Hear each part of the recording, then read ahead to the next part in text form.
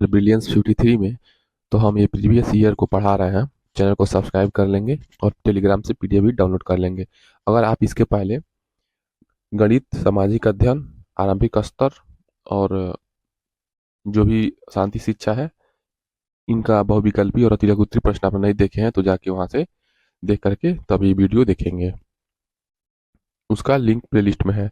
देखिए, अतिलघुत्तरी प्रश्न है, ठीक है। आपको पता है साइंस 25 नंबर का होता है, 25 में से 12 नंबर पासिंग होता है और 7 नंबर का अतिलघुत्तरी आता है, 6 नंबर का लघुत्तरी एमसीक्यू आता है और 8 क्वेश्चन क्या आता है, सॉरी 5 क्वेश्चन आता है आपका एमसीक्यू, 6 क्वेश्चन आता है अतिलघुत्तरी और 7 क्वेश्चन आता है लघुत्तरी।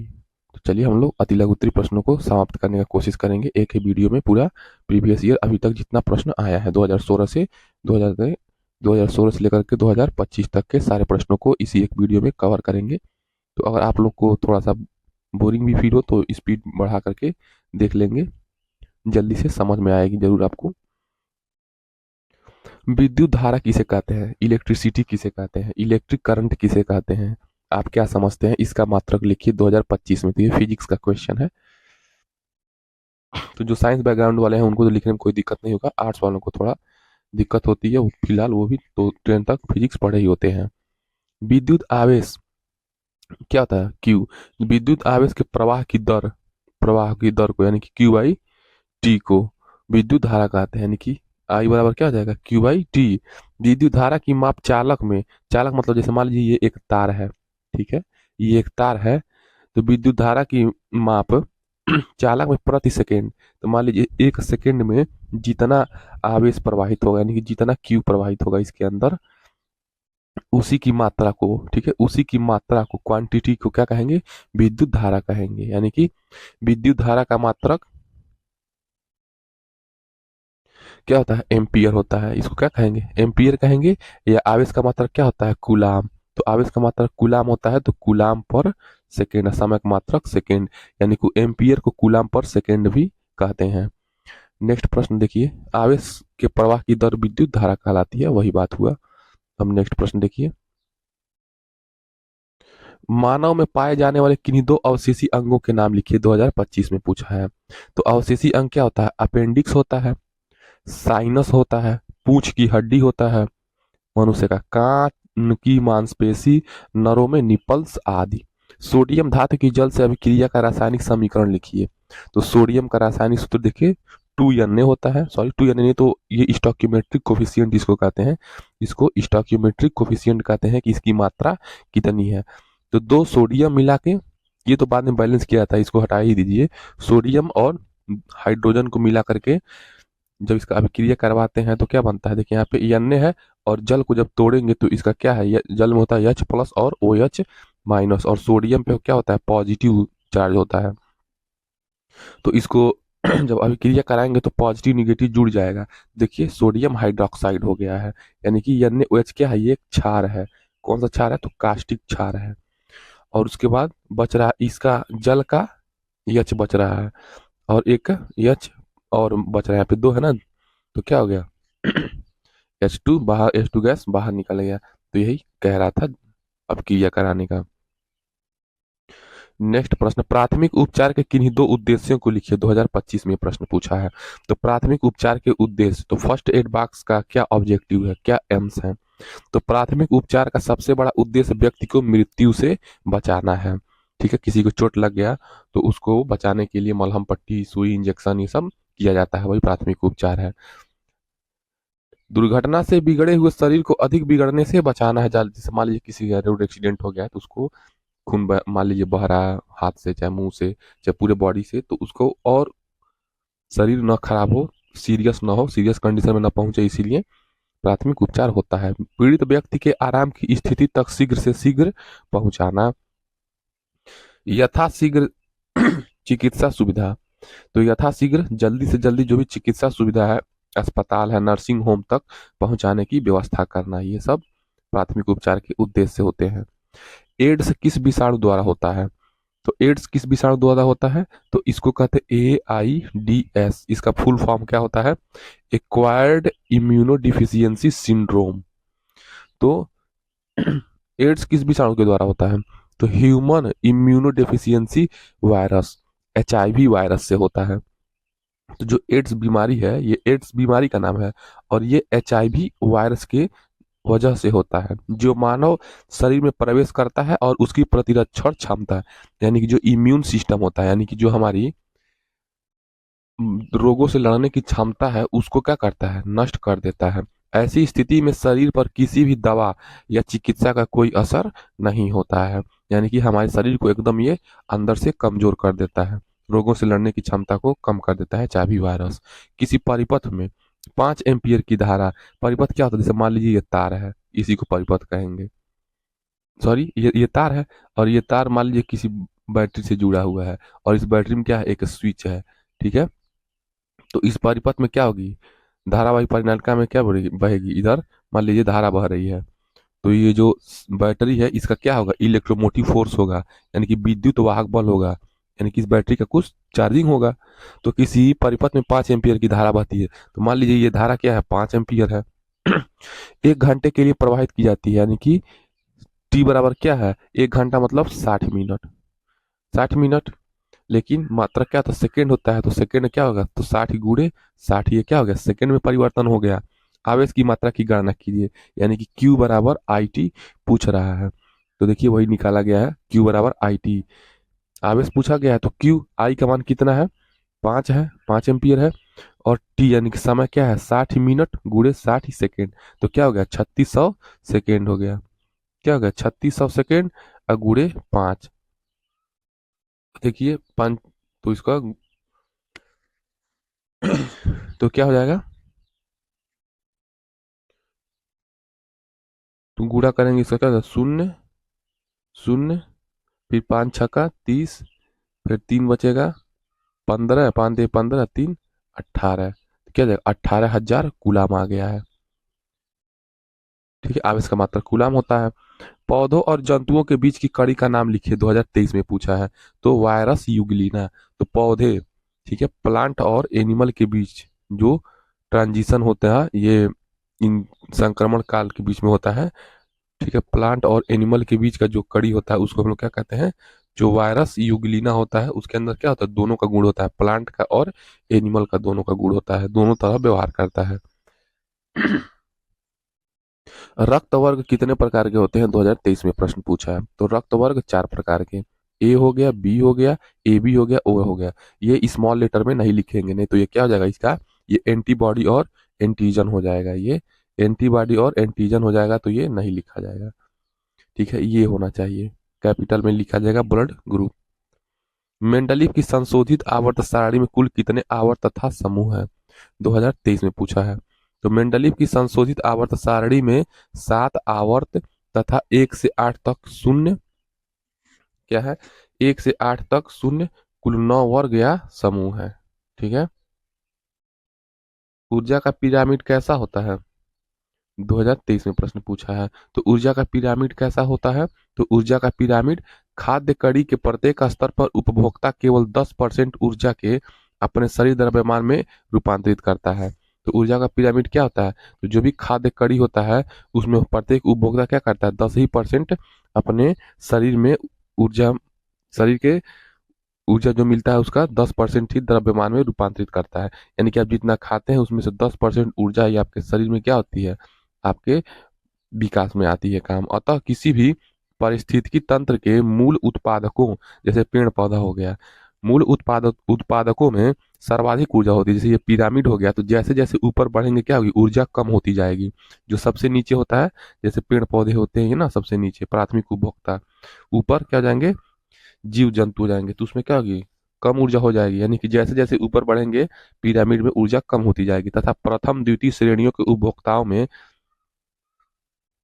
ऊर्जा की मात्रा क्रमशः कम होती जाएगी। अतः ऊर्जा का पिरामिड सदैव सीधा बनता है। विद्युत धारा का ऊष्मीय प्रभाव किसे कहते हैं, 2023 में पूछा है। तो विद्युत धारा के प्रवाह से किसी चालक में ऊष्मा पैदा होने की प्रक्रिया को विद्युत धारा का ऊष्मा प्रभाव कहते हैं। विद्युत धारा के ऊष्मीय प्रभाव को उपयोग करके अनेक उपयोगी उपकरण बनाए गए हैं, जैसे प्रेस है। प्रेस क्या है, विद्युत धारा का ऊष्मीय प्रभाव। प्रेस क्यों गर्म होता है तो विद्युत धारा के उसमें प्रभाव के हीटिंग इफेक्ट ऑफ इलेक्ट्रिसिटी इसको कहते हैं। विद्युत अंगीठी, पानी गर्म करने की केतली, आपके पास तो होगा भी आपके घर में, ठंडियों में पानी गर्म करके पीते होंगे। कमरा गर्म करने का हीटर, टोस्टर, ओवन, बल्ब आदि, ये सब आपको पता होगा, ये सब यंत्र होते हैं। तो सर्वाहारी जंतु किसे कहते हैं? 2023, 2021, 2016 में प्रश्न पूछा है। तो सर्वाहारी जंतु किसे कहते हैं? तो जो मांसाहारी क्या होते हैं, जो मांसाहारी और शाकाहारी दोनों प्रकार का भोजन करते हैं उन्हें सर्वाहारी जंतु कहते हैं। चुंबक के कोई दो उपयोग दीजिए, 2022 में पूछा है। तो लोहे के कारखानों में जो बड़े बड़े लोहे के टुकड़े के उठाने के लिए चुंबक युक्त क्रेनों का उपयोग किया जाता है। तो जो बड़े बड़े लोहे हैं उनको उठाने में दिक्कत होता है क्योंकि उतना बड़ा उठाने का वो उसका बकेट नहीं होता है, ठीक है। तो इसीलिए क्या होता है, चुंबक से उसको चिपका करके उठाने का प्रयास किया जाता है। तो विद्युत मोटर में इनका उपयोग विद्युत यंत्रों जैसे पंखा, कपड़ा धोने वाली मशीन आदि में किया जाता है। तो कपड़ा धोने वाली मशीन जो आपका वॉशिंग मशीन है उसमें भी क्या है, विद्युत चुंबक का प्रयोग किया जाता है। आकाशीय बिजली गिरने आकाशीय बिजली गिरने पर पहले चमक दिखाई देती है फिर गरज सुनाई देती है, क्यों? 2022 में प्रश्न पूछा है। तो जब देखेंगे अक्सर जो आकाशीय बिजली होती है उसमें हमेशा चमक पहले होता है उसके बाद गरज सुनाई देता है, क्योंकि बिजली की चमक की गति ज्यादा होती है। क्या होती है? जो बिजली की चमक होती है उसकी गति ज्यादा होती है और गरज की गति कम होती है। तो जो गरज की गति होती है वो कम होती है और चमक ज्यादा होती है, इसलिए पहले चमक दिखाई देता है फिर गरज सुनाई देती है। तो क्यों पहले चमक दिखाई देती है? क्योंकि चमक का स्पीड तेज होता है और गरज का स्पीड कम होता है। तो जैसे आकाश में रॉकेट छोड़ने पर पहले रॉकेट दिखाई देता है फिर उसकी आवाज सुनाई देती है, ठीक है। जिस प्रकार आकाश में आप कभी देखेंगे रॉकेट जाता है तो पहले रॉकेट का रॉकेट दिखाई देता है और रॉकेट दिखाने के बाद उसके बाद क्या होता है, उसका गरज सुनाई देता है। मनुष्य के किन्हीं अवशेषी अंगों के नाम लिखिए, 2022 में पूछा है। तो मनुष्य के अवशेषी अंग क्या है? पूंछ है, निभेशक पटल है, कर्ण पल्लव की पेशियां है, अपेंडिक्स है, अक्लदाढ़ है। ये क्या है? मनुष्य के अवशेषी अंग है। पूंछ है, निभेशक पटल है, कर्ण पल्लव की मांसपेशियां यानी कि कर्ण पल्लव यानी कि कान की मांसपेशियां, अपेंडिक्स और अक्लदाढ़, ये दांत में होता है अक्लदाढ़ है। खाद्य जाल को समझाइए, फूड चेन को समझाना है 2022 में। तो किसी भी पारितंत्र में जो विद्यमान खाद्य श्रृंखलाओं की परस्पर अंतरक्रिया से जो जटिल जाल बनता है यह खाद्य जाल होता है। जैसे घास क्या है? प्राथमिक उपभोक्ता है, ठीक है। ये इसमें सबसे ज्यादा अधिक ऊर्जा होती है। उसके बाद टिड्डा घास को खाता है तो प्राथमिक उपभोक्ता हो गया, और इस टिड्डे को खाता है गिरगिट या छिपकली तो छिपकली क्या हो गई? द्वितीय उपभोक्ता हो गई। और इस छिपकली को बाज खाता है तो ये तृतीयक उपभोक्ता हो गया। तो जैसे जैसे खाद्य जाल में आगे बढ़ेंगे 10-10% का ऊर्जा क्या होता जाएगा? कम होता चला जाएगा। नेक्स्ट प्रश्न देखिए, किसी भी बालक नहीं किसी भी चालक के सिरों का विभवांतर 8 वोल्ट है। विभवांतर मतलब वोल्टेज, यानी कि वोल्टेज कितना दिया है? 8 वोल्ट दिया है। तथा उसमें 2 एम्पियर यानी कि धारा यानी कि आई बराबर 2 एम्पियर को इसको ए से डिनोट करते हैं। तो वी बराबर 8 वोल्ट, धारा बराबर आई बराबर 2 एम्पियर। तो चालक का प्रतिरोध ज्ञात करना है यानी कि आर ज्ञात करना है। तो देखेंगे ये जो भी है, आई है, आर है, किस फार्मूले में आता है? तो जो ओम का नियम है, भी बराबर आई आर, इसको क्या कहते हैं? ओम का नियम। तो इस ओम के नियम में देखिए भी दिया है 8 वोल्ट, आई दिया है 2 और आर पूछ रहा है, तो क्या हो जाएगा? 8/2 यानी कि 2 चौके, तो 4 ओम क्या हो जाएगा? आपका प्रतिरोध हो जाएगा। उस चालक में 4 ओम का प्रतिरोध बहेगा। धातु कर्म किसे कहते हैं? धातु कर्म के विभिन्न चरणों के नाम लिखिए, 2022 में प्रश्न पूछा है। तो अयस्क से अशुद्धि को दूर करके धातु को निकालने तो अयस्क से अशुद्धि को दूर करके धातु को निकालने तथा शुद्ध करने का प्रक्रम धातु कर्म कहलाता है। तो धातु कर्म में क्या हो जाएगा? सांद्रता, निस्तापन, ठीक है, क्या हो जाएगा? सांद्रता हो गया, निस्तापन हो गया, भर्जन हो गया, प्रगलन हो गया, धातु का शोधन हो गया, इसी को धातु कर्म कहते हैं, ठीक है।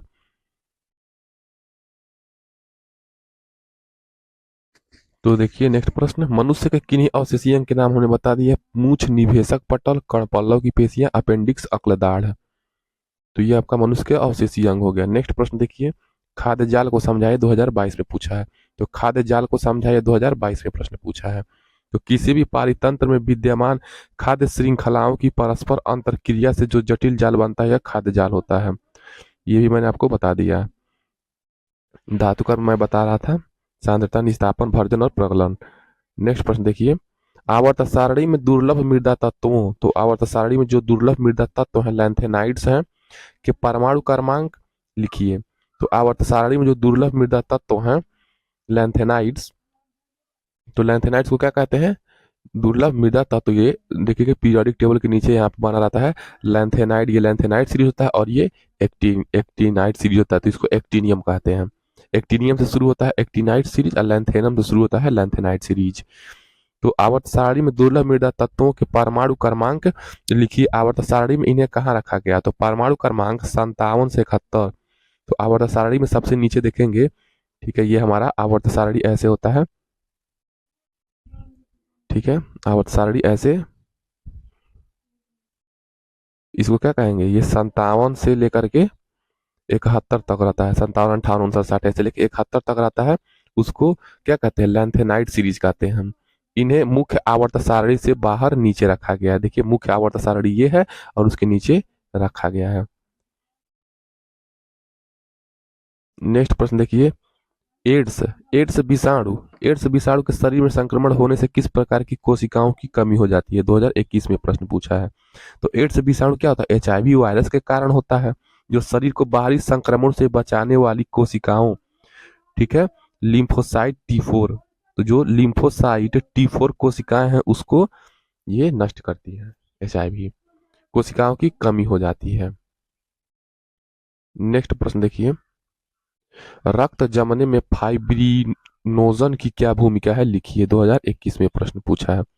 तो प्लाज्मा में, तो देखिए खून के जो होते हैं किनका कंपोजिशन होता है, तो ब्लड कार्पसल्स होता है, यानी कि रक्त की कणिकाएं होती हैं, रक्त की कणिकाओं से और प्लाज्मा से मिलकर के खून बनता है। तो कणिकाओं में क्या होती है, आरबीसी होती है, डब्ल्यूबीसी होती हैं और प्लेटलेट्स होती हैं, ठीक, प्लेटलेट्स और प्लाज्मा, ये रक्त में कंपोजिशन ये सेकेंड टाइप में आता है। तो प्लाज्मा, तो प्लाज्मा में उपस्थित फाइब्रिनोजन नामक, जो फाइब्रिनोजन नामक निष्क्रिय प्रोटीन होता है फाइब्रिन में बदल जाती है, जो रेशे की भांति होती है। अनेक फाइब्रिन के रेशे चोट या क्षतिग्रस्त स्थान के ऊपर जाल के रूप में जम जाते हैं, ठीक है। इन रेशों में रक्त कणिकाएं आरबीसी एवं डब्ल्यूबीसी उलझ जाती हैं। तो जो प्लाज्मा होता है, प्लाज्मा में फाइब्रिनोजिन नामक निष्क्रिय प्रोटीन होती है। तो प्लाज्मा में फाइब्रिनोजन नामक निष्क्रिय प्रोटीन होती है, जो क्या करती है, आरबीसी और डब्ल्यूबीसी को जाल बना करके रोक देती है। जिस प्रकार देखेंगे आप जाल में मछली फंस जाती है, उसी प्रकार जाल बनाने से आरबीसी और डब्ल्यूबीसी फंस जाता है, तो खून बहना रुक जाता है और क्षतिग्रस्त लाल थक्का जम जाता है और रक्त का बहना बंद हो जाता है और धीरे धीरे बॉडी उसको रिकवर कर लेती है। तो वही फाइब्रिनोजिन प्लाज्मा में उपस्थित होता है, निष्क्रिय प्रोटीन जो रक्त को थक्का बनाता है, वहां पे बहने नहीं देता है। अयस्क के सांद्रण की क्यों आवश्यकता है, लिखिए। सांद्रण की सामान्य दो विधियां क्या है, नाम लिखिए, 2021 में पूछा है। तो अयस्क का सांद्रण अयस्क का प्राथमिक उपचार होता है। तो जो अयस्क का सांद्रण करते हैं वो अयस्क का क्या होता है, प्राथमिक उपचार होता है। इसमें अशुद्धियों जैसे मिट्टी को दूर किया जाता है, कंकड़ को दूर किया जाता है, पत्थर को दूर किया जाता है, आदि को अलग किया जाता है। इसकी कुछ विधियां हैं। तो गुरुत्वीय पृथक्करण विधि द्वारा अयस्क को सांद्रित किया जाता है, चुंबकीय पृथक्करण विधि द्वारा, फेन प्लवन विधि द्वारा, या इसको झाग विधि भी कहते हैं। विद्युत धारा की परिभाषा एवं मात्रा को स्पष्ट कीजिए, 2021 में पूछा है। तो विद्युत धारा को कहेंगे आई से डिनोट करेंगे, तो आई बराबर क्या हो जाएगा, क्यू बाई टी, या ऐसे क्यू बराबर आई टी याद कर लेंगे, तो हमेशा पक्षांतर करके आई का मान निकाल लेंगे, तो आई बराबर क्यू बाई टी हो जाता है। तो विद्युत आवेश के प्रवाह की दर को विद्युत धारा कहते हैं। विद्युत धारा की माप चालक में प्रति सेकंड प्रवाहित आवेश की मात्रा से की जाती है। विद्युत धारा का मात्रक एम्पियर होता है, या आवेश का मात्रक क्या होता है, कूलाम पर सेकेंड, या इसको विद्युत धारा का मात्रा क्या कहेंगे, कूलाम पर सेकेंड। आप इसकी मात्रा कूलाम भर देंगे और टी सेकेंड में हो जाएगा। एड्स रोग किस विषाणु के द्वारा होता है, 2020 में पूछा है। तो यह रोग एचआईवी ह्यूमन इम्यूनोडेफिशिएंसी वायरस द्वारा होता है। इस रोग का विषाणु शरीर में रक्षक श्वेत रुधिर कणिकाओं यानी कि जो WBC होता है उसको ये HIV वायरस नष्ट कर देता है एवं मस्तिष्क की कोशिकाओं को प्रभावित करता है, यानी कि WBC और ह्यूमन के ब्रेन को क्या करता है, ये प्रभावित करता है HIV वायरस या ये लिम्फोसाइट T4 कोशिकाओं को। तो लिम्फोसाइट T4 कोशिकाएं कहाँ होती हैं, तो WBC में होती हैं। जो धीरे धीरे प्रभावित कोशिकाएं खत्म हो जाती हैं और रोगी अनेक बीमारियों से घिर जाता है और अंत में मृत्यु हो जाती है। तो ये बहुत खतरनाक बीमारी है। समजात अंग किसे कहते हैं, उदाहरण सहित स्पष्ट करते हैं, 2020 में पूछा है। तो समजात अंग वे अंग होते हैं जो उत्पत्ति एवं संरचना से समान होते हैं। तो समजात अंग कौन से होते हैं, जो उत्पत्ति और संरचना से क्या होते हैं, समान होते हैं, लेकिन कार्य में भिन्न होते हैं। जैसे चमगादड़ के पंख उड़ने के लिए होता है, ठीक है, मनुष्य के साथ वस्तुओं को पकड़ने के लिए होता है। चमगादड़ के पंख, देखिए चमगादड़ के पंख एकदम मनुष्य के हाथ जैसा होता है तो इनको समजात अंग कहेंगे। लेकिन क्या होता है, उत्पत्ति एवं संरचना में तो उत्पत्ति हाथ और संरचना तो सेम ही है, ठीक है, लेकिन उनका कार्य अलग अलग होते हैं, जैसे मनुष्य के हाथ और चमगादड़ के पंख। किसी परिपथ में, परिपथ मतलब जैसे मान लीजिए, परिपथ क्या कहेंगे, परिपथ किसको कहेंगे, जैसे मान लीजिए ये एक बल्ब है, ठीक, ये एक बल्ब है। इस बल्ब को हम लोग क्या किए हैं, एक बैटरी से जोड़ दिए हैं और ये क्या है, ये स्विच है, इससे हम लोग लगा दिए हैं, तो इसी को हम लोग परिपथ कहेंगे। तो किसी परिपथ में 5 एम्पियर की धारा, तो मान लीजिए इस बल्ब को जलाने के लिए 5 एम्पियर की धारा यहाँ से प्रवाहित की जा रही है, आई बराबर 5 एम्पियर, ठीक। तो 5 एम्पियर की धारा 1 घंटे यानी कि टी बराबर 1 घंटा मतलब 60 मिनट गुणे 60 सेकेंड यानी कि 3600 सेकेंड के लिए प्रवाहित की जाती है। तो आवेश की मात्रा यानी कि क्यू बराबर पूछ रहा है, तो क्यू बराबर IT का फार्मूला लगा देंगे, उत्तर आ जाएगा। तो क्या पूछ रहा है, आवेश की मात्रा, तो Q बराबर IT। तो देखिए Q बराबर I क्या है, एम्पियर धारा है, तो 5 एम्पियर और गुणे समय क्या है 3600 सेकेंड। तो फिर क्या आ जाएगा, देखिए फिर उतना ही आ जाएगा, 18,000 आ जाएगा। इसको देखिए सेकंड में कैसे बदला है, तो 1 घंटा में 60 मिनट होता है, तो 60 मिनट होता है और 60 मिनट में 60 सेकेंड, तो 60 मिनट है और फिर 60 सेकेंड से गुणा कर देंगे तो 3600 सेकेंड आ जाएगा। फिर आई का मान 5 एम्पियर रख देंगे और टी यानी कि समय हमारा कितना है, 3600 सेकेंड हमने निकाल ही लिया है।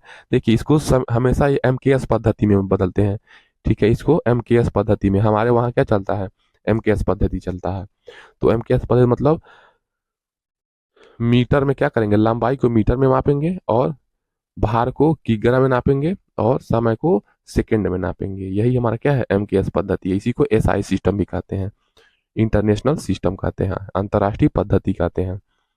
प्राथमिक उपचार किसे कहते हैं 2020 में, तो आपातकालीन स्थिति में डॉक्टर के आने से पहले तक जो प्राथमिक सहायता दी जाती है उसे प्राथमिक उपचार कहते हैं। अयस्क किसे कहते हैं 2020 में, तो ऐसे खनिज, अयस्क क्या है, ऐसे खनिज जिनसे धातु का निष्कर्षण अधिक मात्रा में सरलता से एवं कम लागत में हो जाता है, अयस्क कहलाते हैं। तो अयस्क क्या है, तो कोई खनिज है, मान लीजिए ये क्या है, ये कोई खनिज है जो जमीन से निकला है, तो इस खनिज में से क्या करेंगे, कोई धातु निकाल लीजिए, जैसे कैल्शियम निकाल लीजिए, सॉरी कैल्शियम नहीं, ये क्या बोलते हैं, कॉपर निकाल लीजिए, ठीक, कॉपर निकाल लीजिए, लोहा निकाल लीजिए। तो ऐसे धातुओं को निकालने का प्रक्रिया, खनिज में से ऐसे धातुओं को निकालने का प्रक्रिया क्या है, अयस्क कहलाता है, ठीक है। नेक्स्ट प्रश्न देखिए, एड्स के लक्षण बताइए, 2019 में पूछा है। तो एड्स के लक्षण क्या है, एड्स रोगी में निम्नलिखित लक्षण दिखाई देते हैं, भूख न लगना, तो एड्स रोगी में क्या होता है, भूख नहीं लगता है, शरीर के वजन में कमी होता है, ज्वर होता है, त्वचा पर ददोरियां होती हैं, थकावट होता है, रोग से लड़ने की क्षमता में कमी आती है। इस रोग से पीड़ित व्यक्ति को निमोनिया होता है तथा त्वचा कैंसर अधिक होता है। तो एड्स के लक्षण वाले व्यक्ति को निमोनिया और त्वचा कैंसर जैसी बीमारियां होती हैं। खनिज तथा अयस्क से क्या अभिप्राय है, 2018 में लिखा था। तो खनिज क्या होता है, तो खनिज क्या होता है, खनिज ऐसे भौतिक पदार्थ हैं जो खान से, ठीक है, जो खान से खोद कर निकाले जाते हैं, जैसे लोहा हुआ, अभ्रक हुआ, कोयला हुआ, बॉक्साइट हुआ, जस्ता हुआ, चूना हुआ, पत्थर हुआ आदि। अयस्क उन शैलों को, अयस्क क्या है, उन शैल या पत्थरों को अयस्क कहते हैं जिनमें वे खनिज हों, जिनमें कोई धातु आदि महत्वपूर्ण तत्व हो, अयस्कों को खनन करके बाहर लाया जाता है और फिर इसका शुद्धिकरण करके महत्वपूर्ण तत्व प्राप्त किए जाते हैं। ठीक है। नेक्स्ट प्रश्न क्या है? यदि पृथ्वी से सभी पौधे समाप्त हो जाएं तो जंतु जगत पर क्या प्रभाव पड़ेगा? 2018 में यह प्रश्न पूछा गया है। तो यदि पृथ्वी के सभी पौधे समाप्त कर दिए जाएं तो खाद्य श्रृंखला के सभी पोषी स्तरों के जीव भोजन के लिए एक दूसरे पर निर्भर हो जाएंगे, क्योंकि घास फूस नहीं मिलेगा तो जो जैसे गाय भैंस बैल है क्या खाएंगे? ठीक। और मनुष्य भी क्या खाएगा जब पेड़ पौधे नहीं रहेंगे? तो धान गेहूं नहीं होगा, ज्वार बाजरा मक्का सारी फसलें समाप्त हो जाएंगी। यदि किसी एक स्तर की नष्ट कर दिया जाए तो पूरी खाद्य श्रृंखला पर असर पड़ेगा। ऐसा इसलिए होता है क्योंकि इससे खाद्य श्रृंखला में ऊर्जा का प्रवाह रुक जाता है। विद्युत धारा किसे कहते हैं? इसका मात्रक क्या है? 2018 में पूछा है ये प्रश्न।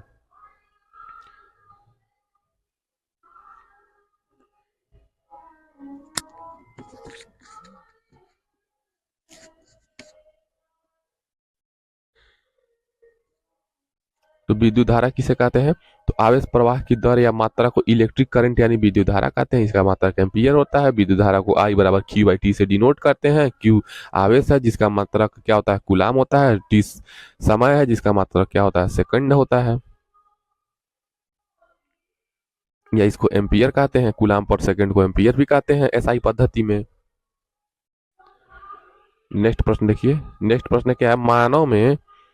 मानव में पाए जाने वाले किन्हीं चार अवशेषी अंगों के नाम लिखिए 2018 में। देखिए बार बार रिपीट क्वेश्चन हो रहा है। अपेंडिक्स, साइनस, पूंछ की हड्डी, कान की मांसपेशियां, नरों में निपल्स, अक्लदाड़ हो गया, ये सब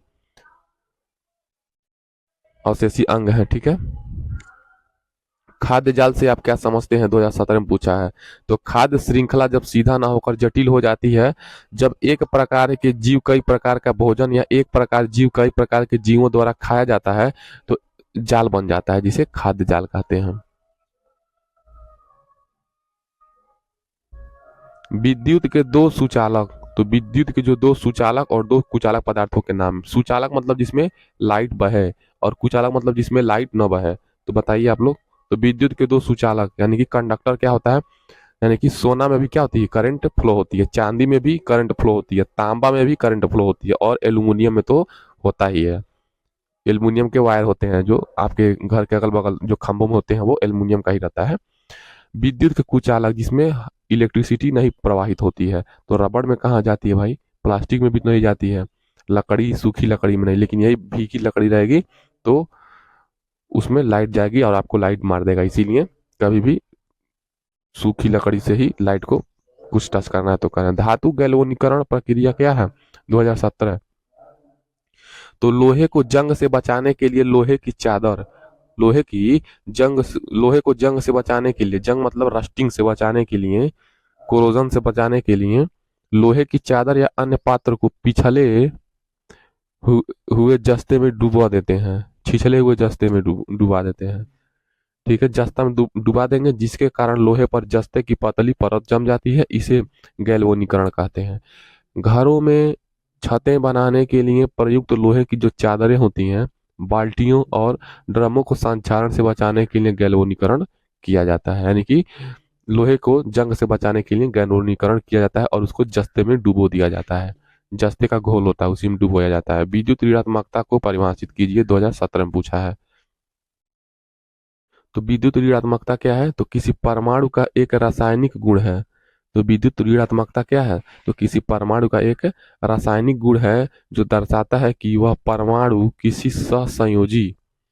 तो विद्युत ऋणात्मकता क्या है? तो किसी परमाणु का एक रासायनिक गुण है जो दर्शाता है कि वह परमाणु किसी सहसंयोजी आबंध में इलेक्ट्रॉनों को आकर्षित करने की कितना सक्षम है, इसे यक से प्रदर्शित करते हैं। यानी कि विद्युत ऋणात्मकता का मतलब हो गया the power of accepting of electron, यानी कि इलेक्ट्रॉन को ग्रहण करने की जो क्षमता होती है किसी भी तत्व का, उसी को विद्युत ऋणात्मकता कहते हैं। हेपेटाइटिस बी शरीर के किस अंग को प्रभावित करता है? 2017 में पूछा है। तो हेपेटाइटिस बी विषाणु के कारण होने वाला लीवर का एक गंभीर संक्रमण रोग है। तो हेपेटाइटिस बी क्या है? लीवर का एक गंभीर संक्रमण रोग है जो वायरस से होता है, इस जिसे टीके द्वारा आसानी से रोका जा सकता है। दिष्ट धारा यानी कि डीसी करंट किसे कहते हैं, लिखिए 2016 में। तो डीसी करंट का ग्राफ ऐसे होता है, ठीक है ना।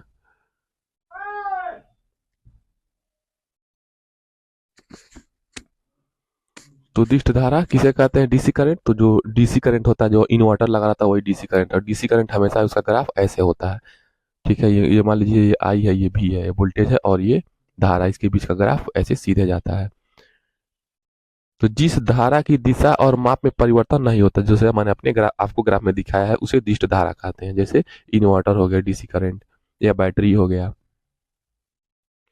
अयस्क के सांद्रण, ठीक है, अयस्क के सांद्रण के दौरान गुरुत्वीय पृथक्करण विधि द्वारा किस प्रकार की अशुद्धियों को दूर करते हैं।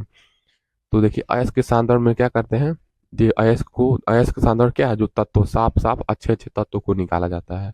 तो गुरुत्वीय पृथक्करण मतलब जो गुरुत्व के कारण, जैसे पृथ्वी पर कोई चीज वस्तु है, फेंकेंगे ऊपर तो नीचे आएगी, तो गुरुत्वीय बल के कारण, ठीक है, ये पृथ्वी का गुण है। तो गुरुत्वीय पृथक्करण विधि द्वारा क्या करेंगे, तो जिसका घनत्व तो क्या होता है, उनकी अशुद्धियों से ज्यादा होता है।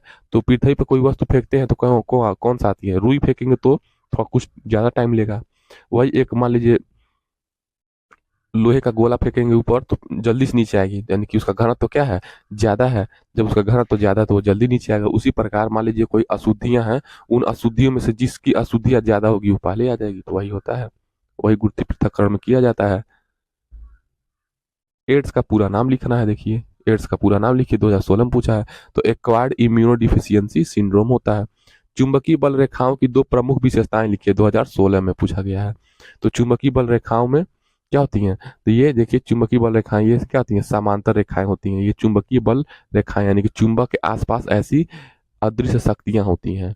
तो ये अदृश्य शक्तियां नहीं, मतलब ये ऐसी गुण होती है। तो ये समांतर बल रेखाएं हैं, ये हमेशा नॉर्थ टू साउथ जाती है, यानी कि चुंबकीय बल रेखाएं हमेशा नॉर्थ से साउथ होती हैं। इसीलिए चुंबक हमेशा एक धागे से बांध के लटकाएंगे तो वो नॉर्थ और साउथ में अपने आप स्वतः ही उसका मुख हो जाता है। एक एम्पियर से क्या तात्पर्य है, लिखिए, 2016 में पूछा है।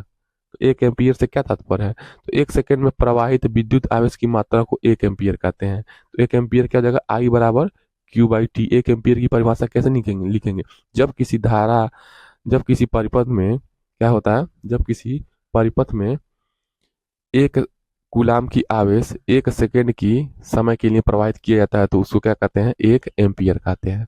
तो फार्मूले से ही सूत्र निकल, फार्मूले से ही क्या होगा, इसका परिभाषा निकलेगा। तो यहाँ पे क्या कर देंगे, एक कूलाम रख देंगे और एक सेकेंड, यानी कि किसी परिपथ में एक कूलाम आवेश, या इस तरह कह सकते हैं किसी परिपथ में एक सेकेंड में प्रवाहित होने वाले आवेश को क्या कहते हैं, एक एम्पियर कहते हैं। जैव विकास किसे कहते हैं, जैव विकास किसे कहते हैं बताइए। तो जैव विकास किसे कहते हैं, तो कालांतर में जीवों की रचना, तो जो कालांतर में जीवों की रचना तथा कार्य प्रणाली में क्रमिक परिवर्तनों द्वारा जीवों की उत्पत्ति जैव विकास कहलाता है। तो जो कालांतर में जीवों की रचना में और कार्य प्रणाली में क्रमिक परिवर्तन हुआ है उसको जैव विकास कहते हैं। क्या जैव विकास का होना प्रमाणित है, जैव विकास की प्रामाणिकता के संदर्भ में दो वैज्ञानिकों लैमार्क तथा डार्विन का नाम बहुचर्चित है। वर्ष 1744 में, वर्ष 1744 में फ्रांस वैज्ञानिक लैमार्क के विचारों को लैमार्कवाद के नाम से जाना जाता है। तो 1744 में जो फ्रांस के वैज्ञानिक थे लैमार्क, उन्होंने जैव विकास के संबंध में अपना नियम दिया जिसको लैमार्कवाद कहते हैं।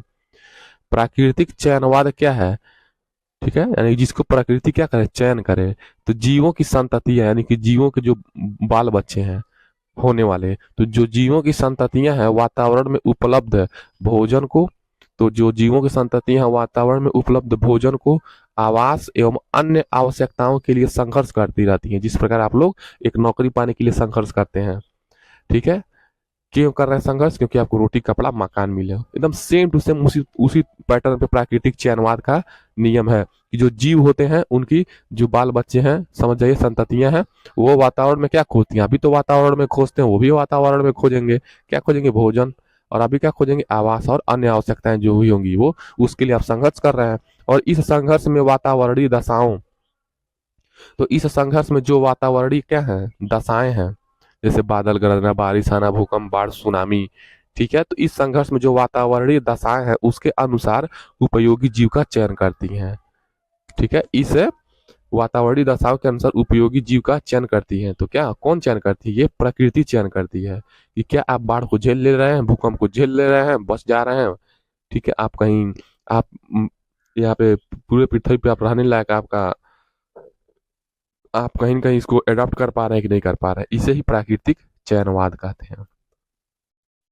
नेक्स्ट प्रश्न देखिए, जैव विकास की पुष्टि में जीवों की संरचनात्मक समानताएं कौन सी हैं? तो जैव विकास की पुष्टि में जीवों की संरचनात्मक समानताएं समरूप या समवृत्तीय रचनाएं होती हैं। तो जैव विकास में जो संरचनात्मक समानता है दो प्रकार की होती है। एक समरूप या समवृत्तीय रचना है, जैसे चमगादड़ का हाथ हो गया और मनुष्य का हाथ हो गया। तो चमगादड़ का हाथ क्या होता है? किसी वस्तु को पकड़ने के लिए होता है या उड़ने के लिए। ठीक है, लेकिन दोनों का सेम होता है पैटर्न, देखेंगे चमगादड़ और मनुष्य का। लेकिन मनुष्य का हाथ दूसरे काम के लिए आता है, ये भी पकड़ने के लिए होता है, लेकिन उड़ने के लिए नहीं होता है। तो इसको समरूप या समवृत्त रचनाएं कहेंगे। सॉरी सॉरी, ये समजात रचनाएं होंगी, इसको क्या कहेंगे? जो चमगादड़ वाला एग्जाम्पल है, समजात रचनाएं आएंगे। समरूप या समवृत्त रचनाएं जैसे जिसका थोड़ा सा गोल गोल दोनों का होता है अगर संरचना है, तो उसको समरूप या समवृत्त रचनाएं कहेंगे। जो एक ही जैसे एक ही पैटर्न पे दिखे वो समरूप या समवृत्त रचनाएं हो जाएंगी, लेकिन गुण अलग अलग होंगे। जीवाश्म विज्ञान क्या है, यानी कि फॉसिल्स साइंस क्या है? ठीक है, जीवाश्म विज्ञान क्या है? तो अनेक ऐसे जीव जो लाखों हजारों वर्ष पहले जीवित थे परंतु अब नहीं है, उनके अवशेष क्या है? चट्टानों में दबे मिलते हैं। ऐसे जीवाश्मों का अध्ययन ही जीवाश्म विज्ञान कहलाता है। पारिस्थितिकी तंत्र क्या है? तो हमारा पारिस्थितिकी तंत्र विभिन्न प्रकार के जीव जंतु एवं पेड़ पौधों से मिलकर बना है। संपूर्ण पृथ्वी एक पारिस्थितिकी तंत्र है। इसके अंतर्गत सभी जीव अपना खाद्य प्राप्ति के लिए मूल उत्पादक तथा पौधों पर निर्भर रहते हैं। पारिस्थितिकी तंत्र क्या है? पूरे पृथ्वी को पारिस्थितिकी तंत्र कहते हैं। मान के चलिए जहाँ पे जीव जंतु पेड़ पौधे, इसको हम लोग एक सिस्टम का नाम दे दिए हैं, वही पारिस्थितिकी तंत्र है, इको सिस्टम है। तो पारिस्थितिकी तंत्र की संरचना के आधार बताइए। तो पारिस्थितिकी तंत्र की संरचना के आधार क्या है? तो पारिस्थितिकी तंत्र आप अपने आसपास क्या देखते हैं? एक अजैविक घटक देखते हैं, जैसे वहां पे कार्बनिक पदार्थ हो जाता है। अजैविक में क्या आता है? अजैविक मतलब इनऑर्गेनिक है। तो कार्बनिक हो गया, अकार्बनिक हो गया और जलवायु हो गया, ये अजैविक घटक है। अजैविक घटक मतलब जो उत्पाद हैं, हरे पेड़ पौधे हैं, उपभोक्ता हैं, अपघटक हैं, अपदर भोज, यानी कि जो जीवित हैं वो जैविक घटक में आ जाएंगे और जो जीवित नहीं है वो अजैविक घटक में आ जाएंगे। जैसे कार्बनिक पदार्थ थोड़ी जीता है, अकार्बनिक पदार्थ थोड़ी जीता है, जलवायु थोड़ी जीवित है, तो ये अजैविक घटक हो जाएगा। तो ये क्या है? सब पारिस्थितिकी तंत्र के संरचना के आधार है। खाद्य श्रृंखला से आपका क्या अभिप्राय है? तो जीवों की श्रृंखला जो भोजन के आधार पर एक दूसरे से संबंधित हो, आहार या खाद्य श्रृंखला कहलाती है। एक सरल खाद्य श्रृंखला के स्तर बताइए। तो एक सरल खाद्य श्रृंखला का क्या स्तर होने चाहिए? तो सरल खाद्य श्रृंखला के तीन स्तर है। उत्पादक यानी कि प्रोड्यूसर, इसको क्या कहेंगे? प्रोड्यूसर या उत्पादक, प्राथमिक उपभोक्ता यानी कि प्राइमरी कंज्यूमर, और सेकेंडरी कंज्यूमर। ये सरल खाद्य श्रृंखला है जिसमें उत्पादक होगा, प्राथमिक उपभोक्ता होगा और द्वितीयक उपभोक्ता होगा। खाद्य जाल से क्या आशय है? तो कोई कि जीव एक से अधिक पोषक स्तरों से तथा अन्य श्रृंखलाओं से अपना भोजन तथा ऊर्जा प्राप्त करता है, ऐसे पारितंत्र को खाद्य जाल कहते हैं। घुमा फिरा के वही क्वेश्चन पूछ रहा है कि जो जीव जंतु अपना भोजन प्राप्त करते हैं एक स्तर से दूसरे स्तर में, वो जाल बन जाता है, उसी को खाद्य जाल कहते हैं। पारिस्थितिकी पिरामिड क्या है? तो ऐसे जो पिरामिड देखते हैं क्या है? पारिस्थितिकी पिरामिड है। यहाँ पे क्या होता है? तीन तीन होता है, यानी कि उत्पादक हो गया, प्राथमिक उत्पादक उपभोक्ता हो गया, यहाँ पे द्वितीयक उपभोक्ता हो गया। तो पारिस्थितिकी पिरामिड से हमारा आशय है खाद्य कड़ी के प्रारंभिक स्तर पर जीवों की संख्या अधिक रहती है। जैसे पेड़ पौधे हैं, तो पेड़ पौधों पे देखिए जीवों की संख्या अधिक है, इस पर निर्भर है। और कड़ी के अंत तक पहुंचते पहुंचते उपभोक्ताओं की संख्या भी कमी हो जाती है। ठीक है, देखिए जैव विकास से संबंधित तीन वैज्ञानिकों के नाम लिखिए। तो जैव विकास से संबंधित तीन वैज्ञानिक कौन है? Jean Baptiste de Lamarck, Charles Darwin एवं ह्यूगो डी ब्रीज, तीन वैज्ञानिक हैं। जैव विकास के प्रमाण क्या हैं? तो जैव विकास के प्रमाण निम्न है। तो जैव विकास के कौन कौन से प्रमाण हैं? तो जैव विकास में तो जैव विकास के प्रमाण क्या है? जीवों जैसे जंतु और पौधों की तुलनात्मक शरीर रचना है, जैसे चमगादड़ हुआ और मनुष्य का हाथ हुआ, ये तुलनात्मक शरीर रचना है। शरीर क्रिया विज्ञान हो गया, जैसे जिस प्रकार आपके अंदर लीवर है, किडनी है, ठीक है, आमाशय है, गुर्दा है, उसी प्रकार क्या है जीव जंतुओं में, जैसे बकरी है, ठीक है, बकरे में भी क्या होता है, ये सब होता है। तो इसी को शरीर क्रिया विज्ञान कहते हैं, आनुवांशिकी आदि। जैव विकास क्या है? तो जैव विकास धीरे धीरे होने वाला वह क्रमिक परिवर्तन है जिसके परिणाम स्वरूप आज के युग के जटिल व उच्च कोटि के पौधे व जंतु पूर्व काल के सरल व निम्न श्रेणी के पौधे तथा जंतुओं से उत्पन्न हुए हैं। इसी को जैव विकास कहते हैं। नव डार्विनवाद क्या है? तो नव डार्विनवाद के अनुसार नई जातियों की उत्पत्ति पुरानी जातियों के जीन्स में परिवर्तन के कारण होती है। तो जो नई जातियां का उत्पन्न होता है वो जो पुरानी जातियां होती हैं उनके परिवर्तन उनके उनके जो जीन्स हैं उसमें परिवर्तन हो जाता है, इसीलिए क्या होता है नई जातियां उत्पन्न होती हैं। यही नव डार्विनवाद का सिद्धांत कहता है। इसमें पुरानी जाति से नई जाति के विकास में कई कारक कार्य करते हैं। किस सिद्धांत के कारण ह्यूगो डी ब्रिज का नाम प्रसिद्ध है? तो उत्परिवर्तनवाद, इसको क्या कहते हैं? म्यूटेशन। उत्परिवर्तनवाद प्रस्तुत करने के कारण ह्यूगो डी ब्रिज का नाम प्रसिद्ध है। लैमार्कवाद का प्रमुख उदाहरण किस जंतु के ऊपर है? तो लैमार्कवाद का प्रमुख उदाहरण जिराफ के ऊपर प्रस्तुत किया गया है। तो जिराफ क्या, जिराफ का गर्दन पहले छोटा था, वो धीरे धीरे उसको खाना नहीं मिल रहा था तो पेड़ की टहनियों को खाने के लिए अपना गर्दन को लगभग 100 साल, 500 साल, हजारों वर्षों में धीरे धीरे करते करते उसके जो जीव आए, पेड़ों का आकार बढ़ता गया और जिराफ अपना सर ऊंचा करता चला गया जिससे उसके गर्दन लंबे हो गए। ये लैमार्कवाद का सिद्धांत है, ये लैमार्कवाद का कहना है। तो जो ह्यूगो डी ब्रिज उत्परिवर्तनवाद दिए थे वो कहाँ के थे? ह्यूगो डी ब्रिज, देखिए लैमार्कवाद फ्रांस के थे, लैमार्क कहाँ के थे? फ्रांस के थे। और उत्परिवर्तनवाद जो ह्यूगो ह्यूगो डी ब्रिज दिए थे, तो जो उत्परिवर्तनवाद है ह्यूगो डी ब्रिज दिए थे वो हालैंड के थे, ठीक है। कौन थे? वनस्पति वैज्ञानिक थे। कौन से थे? वनस्पति वैज्ञानिक थे, यानी कि बोटानिस्ट थे।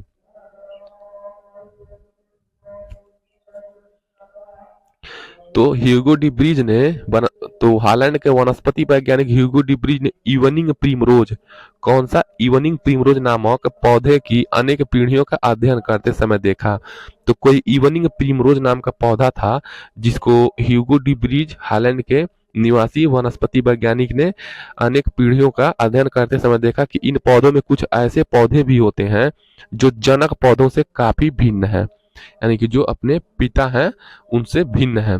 इतने भिन्न कि इन्हें एक नई जाति के रूप में देखा जा सकता है। वो इतने अलग हो गए कि वो पहचान में ही नहीं आ रहे थे। लंबी अवधि तक लंबी अवधि तक इस प्रकार के अध्ययन के बाद डी ब्रिज ने सन 1901 में उत्परिवर्तन का सिद्धांत प्रस्तुत किया। डार्विनवाद तथा नव डार्विनवाद के सिद्धांत को किसने प्रतिपादित किया? तो डार्विनवाद को चार्ल्स डार्विन ने, तो डार्विनवाद को चार्ल्स डार्विन ने और नव डार्विनवाद को जूलियन हक्सले ने प्रतिपादित किया। तो याद रखेंगे डार्विनवाद को चार्ल्स डार्विन और नव डार्विनवाद को किसने किया था? तो जूलियन हक्सले ने प्रतिपादित किया था नव डार्विनवाद को, ठीक है। नेक्स्ट प्रश्न देखिए, नेक्स्ट प्रश्न क्या है? डार्विनवाद की आलोचना को दृष्टिगत कीजिए। तो डार्विनवाद से जुड़ी कुछ विरोधात्मक आपत्तियां निम्न प्रकार हैं। तो डार्विनवाद की क्या आलोचना हुई? तो डार्विन ने अवशेषी अंगों की उपस्थिति पर कोई विशेष ध्यान नहीं दिया। तो डार्विन ने अभी अवशेषी अंगों की उपस्थिति के बारे में नहीं बताया। डार्विनवाद में विभिन्नताओं की उत्पत्ति तथा कारणों पर कोई विशेष ध्यान नहीं दिया गया। तो डार्विनवाद में विभिन्नताओं की उत्पत्ति तथा कारणों पर कोई विशेष ध्यान नहीं दिया गया। समस्या इस बात की थी कि जिनकी वंशागति होती है वे एक पीढ़ी से दूसरी पीढ़ी में किस प्रकार पहुंचती हैं। खनिज क्या है? देखिए खनिज क्या है? तो खनिज क्या है? तो भूपर्पट, यानी कि आपका जो पृथ्वी जहाँ पे आप खड़े हैं उसको भूपर्पटी कहते हैं। भूपर्पटी में प्राकृतिक रूप से पाए जाने वाले अकार्बनिक तत्व, तो अकार्बनिक तत्व किस में आएंगे? तो ये अजैविक घटक में आएंगे। मैंने आपको अभी बताया ना कि जैव विकास के पारिस्थितिकी तंत्र के कौन से घटक हैं? तो अजैविक घटक और जैविक घटक। तो अजैविक घटक में अकार्बनिक तत्व आएंगे तो भूपर्पटी में प्राकृतिक रूप से पाए जाने वाले अकार्बनिक तत्व अथवा यौगिकों की को खनिज कहते हैं। खनिज कहाँ पाए जाते हैं? तो खनिज पृथ्वी के तल पर भूपर्पटी में तथा समुद्रों में पाए जाते हैं। निम्न धातुओं के अयस्क का नाम उल्लेख कीजिए। तो लोहा का अयस्क का नाम लिखना है, तो लोहा के अयस्क का नाम होता है हेमेटाइट। तांबा के अयस्क का नाम क्या होता है? Copper pyrite. एल्यूमिनियम के अयस्क का नाम क्या? सोना का क्या होता है? सोना मुक्त अवस्था में मिलता है, ठीक है, कोयले के साथ। एल्यूमिनियम एल्यूमिनियम का क्या होता है अयस्क का नाम? बॉक्साइट। एल्यूमिनियम का अयस्क का नाम बॉक्साइट है।